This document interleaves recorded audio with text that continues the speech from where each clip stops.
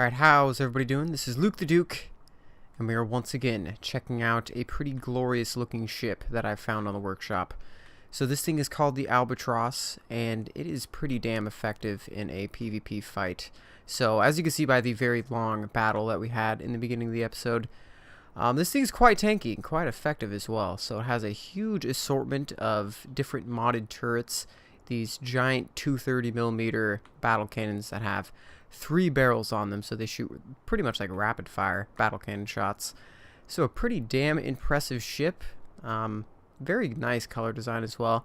I like this sort of ribbed it's like armor slopes on the side here.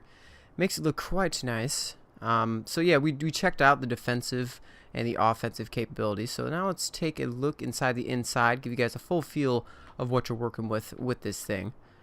So yes, it has about 60 to 70 turrets on it, on the top and the bottom. You sort of have to tip it a little bit for your different turrets to activate, because, you know, as you can imagine, some of the turrets are sort of blocked by the natural, well, just the formation of the ship is sort of blocking some of the turrets, so you might have to tip your belly up or down in order to shoot a couple more of the turrets. So as you can see, this thing it's conveyed, so it's not just a creative battleship.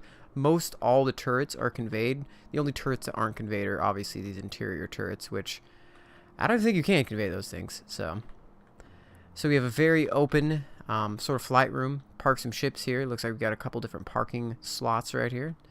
Some, you know, outlined in red. Got some connectors.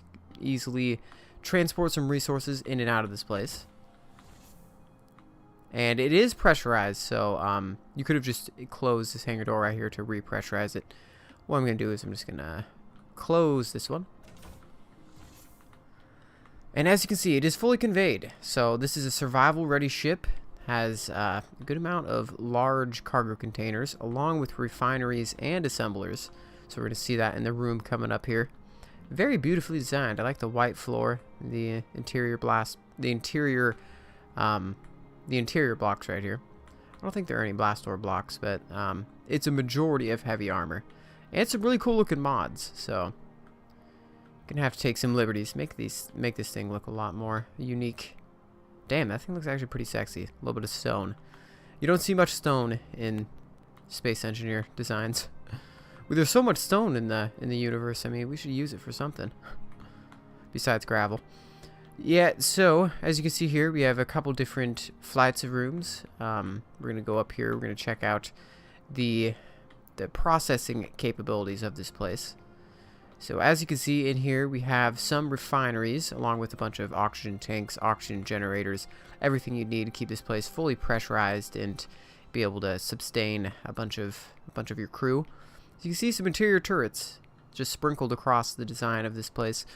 Just keep things a little safe on the inside, as you guys can imagine. A lot of cool LCD images as well. So as you can see, the refinery is all conveyed to everything else. You could take the liberty to upgrade these, so there aren't any upgrade modules on them. Hopefully they'd be on the top. Actually, I think they're in the middle here. So conveying these while also putting upgrade modules on them might be a little difficult. But as you can see, a bunch of assemblers. Looks like the assemblers, yes, do have the upgrade modules on them. That is mighty fine. So yeah, it's very compact design in here. A lot of room to work, but it's very formidably blocked in. So a lot of heavy armor sort of casing you in this place. Alright, we've checked out the processing capabilities. Let's head up the stair right here and go to the main flight room, where you and your crew and the captain of the ship might be spending a majority of your time. So a couple flights of stairs. And we get to the main flight room. So some pretty cool configurable LCD little images up here. None of them react to your ship's statuses or anything like that. But it's cool to look at and has some pretty interesting designs here. So yes, very, very impressive flight room. Your main cockpit would be right here. So yes, this thing is very, very impressive. And a considerable amount of room on the inside of it for it being a battleship.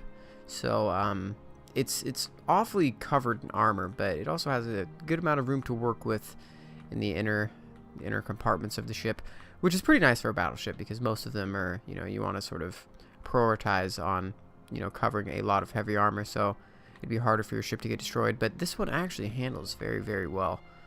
So yes, my friends, this is a glorious ship. I highly suggest anybody that enjoyed this video, enjoyed this ship, go out and support the mod author. Very, very impressive. I'll also leave a link to this scenario I'm at. So we have 2 enemy ships over there that are controlled by the AI, and this really cool skybox. So this is actually a separate mod, so a ship inside of a mod. I'll leave this in the description because it might be easier to do this than to set up the AI system with that one mod. Alright, what we're going to want to do is just press 6 to turn on the turrets, because by default they are turned off, so if you spawn it in around some of your other stuff isn't just going to lay waste. So you guys, I'd like to thank you for watching. We are working on the survival episode. It's been about a week since we did our last survival episode. We lost a whole ton of lot of stuff, that's why it's taken so long. So by the next time you guys see us, we're going to have something super impressive, maybe not as impressive as this thing. This is pretty badass. Might be a little hard to build this in survival, but it's gonna be pretty cool in its own right. It's actually turning out quite nice. So you guys, I will see you in the next episode. And once again, my friends, good night and good luck.